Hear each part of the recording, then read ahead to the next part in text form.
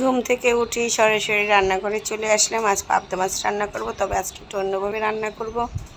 প্রতিদিনই ঝিঙে দিয়ে রান্না করি আর কালি জিরা সোমবার দিয়ে। আজকে চিন্তা করলাম একটু আলু টমেটো দিয়ে পেঁয়াজ দিয়ে রান্না করব। মাছগুলো বিশাল বড় বড়, কারণ এই প্যানটাই ধরতেছে না, প্যানটা একটু ছোটো তো, আর ক্যামেরায় ছোট দেখায়, এমনিতে আরও বড়।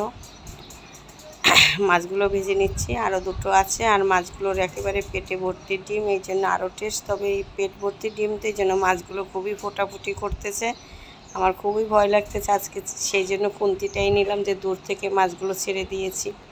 আর এখন একটু আলুটা ভেজে নিচ্ছি, আলুটা ভেজে পেঁয়াজটাও দিয়ে দেব। আলু পেঁয়াজ টমেটো দিয়ে আজকে রান্না করব।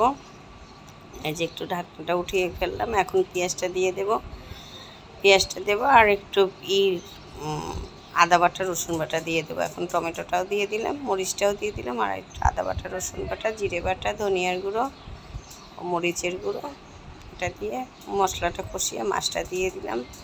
মাছটা খেতে অসাধারণ হয়েছে আজকে। এই যে হয়ে গেল আমার পাবদা মাছের ঝোল।